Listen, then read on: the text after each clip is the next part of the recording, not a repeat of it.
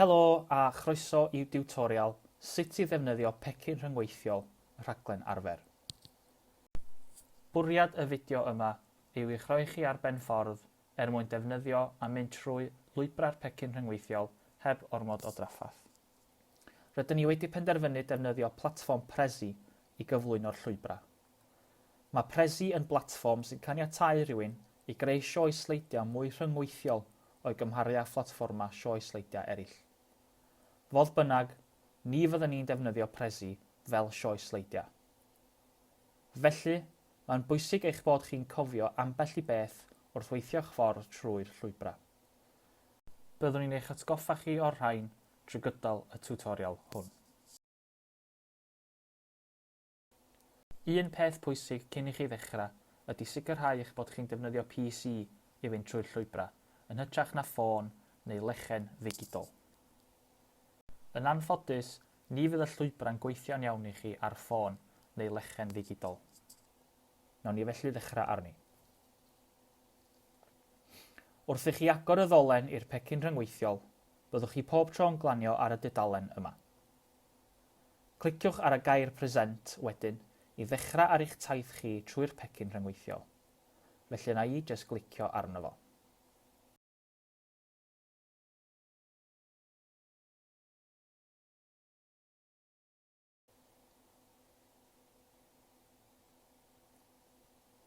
Ar ôl i'r cyflwyniad lwytho, byddwch chi pob tro yn glanio ar dudalen gartref y pecyn rhyngweithiol, sy'n cynnwys y diagram fen yma.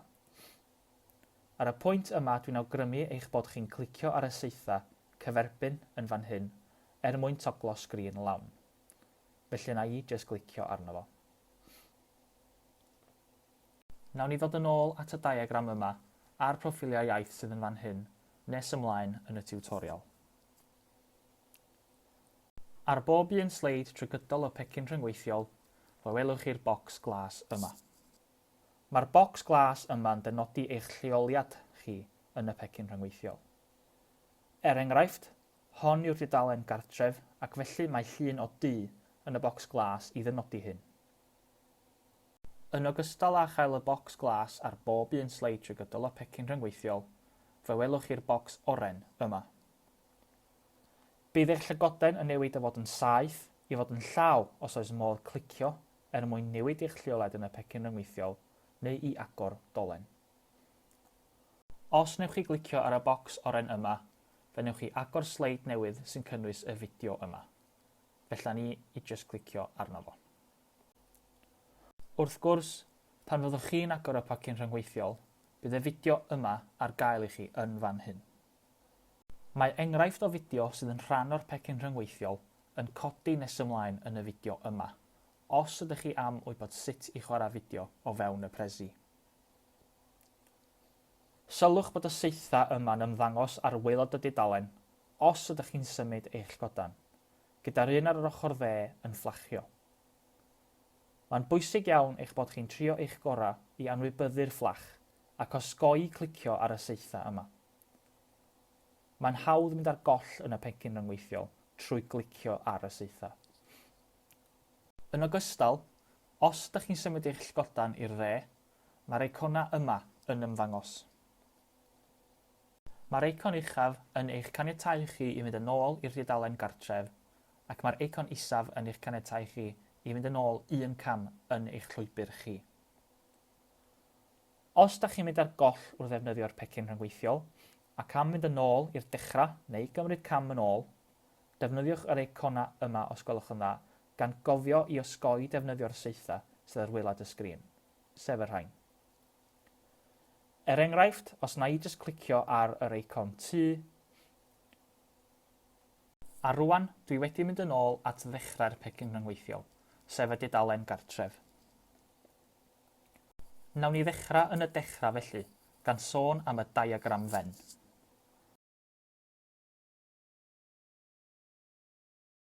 Mae'r diagram fen yn eich caniatáu chi i ddewis y proffil iaith sydd fwyaf aras i'r unigolyn neu'r tîm sydd am wneud y tasga.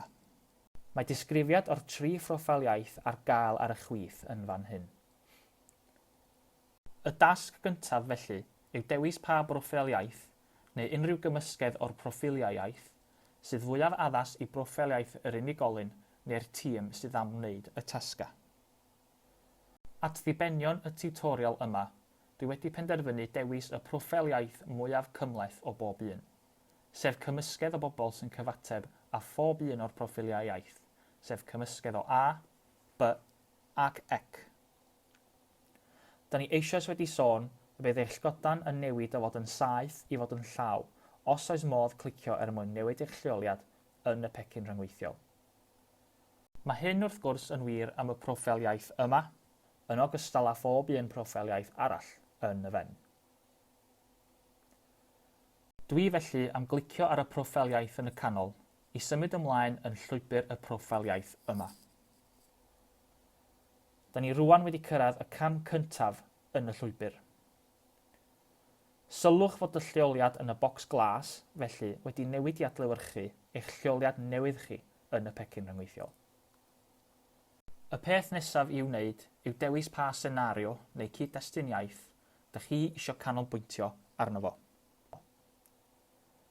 Mae'r 1-4 senario iaith ar gael ym mhob proffiliaeth, sef sgyrsia ad hoc neu anffurfiol, cyfarfodydd ffurfiol, defnyddio technoleg ac ysgrifennu. Fel rheol, mae pob un cylch glas sydd yn cynnwys testun gwyn di fewn iddo fo, trwy gydol y pecyn rhyngweithiol yn eich symud chi ymlaen yn eich llwybr. Y senario dwi am bigo ar gyfer y tiwtorial yma ydy defnyddio technoleg, ac felly dwi am glicio arno fo i symud ymlaen yn y llwybr. Nesaf, fe welwch chi linell yn dangos graddfa. Am ben y raddfa mae rhifa, ac mae'r rhain yn dangos y nifer o dasga sydd ar gael ar gyfer eich llwybr chi. Mae'r tasga sydd fwyaf i'r chwith o'r sgrin yn dynodi'r tasga mwyaf hawdd, gyda'r tasga'n mynd yn anoddach wrth i chi symud i'r dde, a'r dasg fwyaf anodd ar y pen yn yr ochr dde. Sylwch felly bod modd clicio ar y rhifa mwyn symud ymlaen yn y llwybr. Dwi'n meddwl mod i am bigo tasg rhif 2 fel enghraifft i'r tiwtorial yma, ac felly dwi am glicio arno fo i symud ymlaen yn y llwybr. Felly dyma ni'r dasg, sef defnyddio bethodyn iaith gwaith neu fathodyn iaith gwaith dysgwr yn eich platfformau digidol. Mae'r dasg yma'n cynnwys awgrymiadau o ran lle i ddefnyddio'r bathodyn, sef yn eich llun proffil chi, yn eich statws rhithiol chi, yn rhan o'ch cefndir rhithiol chi mewn cyfarfod neu sgwrs dros fideo, ac yn rhan o'ch llofnod e-bost chi neu eich mail tip chi. Yr un dwi am ei ddewis ar gyfer y tiwtorial yma ydy cefndir rhithiol, ac felly dwi am glicio arno fo i symud ymlaen yn y llwybr. Yma fe gewch chi enghraifft o'r bathodynna yn rhan o gefndir rhithiol y cymeriadau glas yma. Hefyd, mae'r cylch glas yma'n rhoi cyfle i chi symud ymlaen yn y llwybr am fwy o gyfarwyddiadau, o ran sut i osod un o'r bathodynna fel eich cefndir rhithiol chi mewn cyfarfod neu sgwrs dros fideo. Ac felly dwi am glicio arno fo i symud ymlaen yn y llwybr. Rwan mae'r dewisiadau gwahanol sydd ar gael, da ni'n awgrymu i chi lawrlwytho a'i gosod fel eich cefndir rhithiol chi ar y sgrin. Wrth gwrs fe gewch chi ddefnyddio cefndir gwahanol. Ella bod eich sefydliad chi enghraifft wedi creu rhai corfforaethol. Dim ond awgrymiadau yw'r rhai sydd yn y pecyn rhyngweithiol. Fel mae'r testun ar frig y tudalen yn ei ddatgan, fe allwch chi glicio o dan unrhyw lun mwyn agor y llun yn eich porwr gwe a'i lawrlwytho. Enghraifft, os na i glicio o dan un o'r lluniau, a dyma ni'r llun honno wedi agor yn fy mhorwr gwe yn barod i'w lawrlwytho.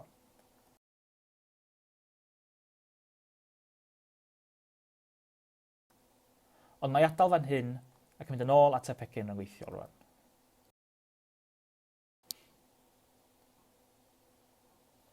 Yn ogystal, fe welwch chi'r cod QR yma yn rhywle ym mhob un tudalen sy'n cynnwys tasg.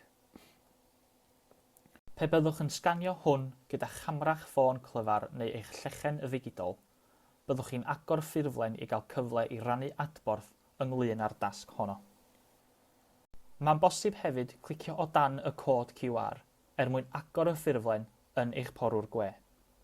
Enghraifft, os na i jyst glicio o dan y cod QR,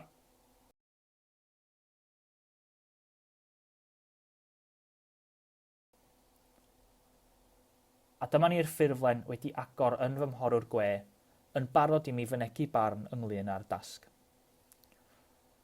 Na i fynd yn ôl i'r pecyn rhyngweithiol rwan.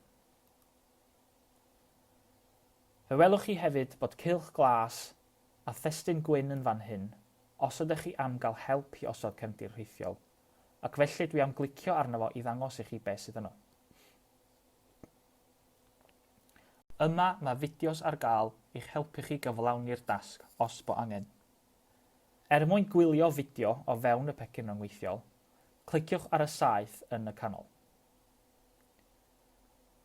Mwyn mynd yn ôl i'r pecyn rhyngweithiol, wedi i chi orffen gwylio fideo, symudiwch eich llygoden i'r dde mwyn gweld yr eicona a chlicio ar y saeth i fynd yn ôl un cam. A dyna ni'r tiwtorial.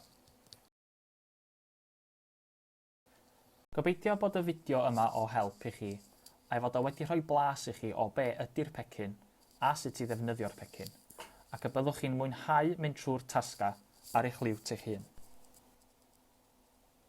Os hoffwch chi rannu eich profiadau neu fynegu barn ynglyn â unrhyw elfen o'r pecyn agored, boed hynny'n feirniadaeth neu'n gamoliaeth neu'n awgrym o be i'w newid, ei ddileu neu ychwanegu, neu os oes gennych chi unrhyw gwestiynau ynglyn â threalu'r pecyn ar unrhyw adeg, plis peidiwch ag oedi rhag llenwi'r ffurflen trwy sganio'r cod QR neu glicio ar y ddolen o dan y cod QR ar dudalenna'r tasga. Neu wrth gwrs mae croeso i chi fy e-bostio i unrhyw amser ar arwel.williams@bangor.ac.uk. Diolch yn fawr iawn i chi am wylio'r tiwtorial yma. Pob lwc wrth realu pecyn agored arfer, ac edrychwn ymlaen at glywed gennych chi am eich profiad. Diolch yn fawr iawn.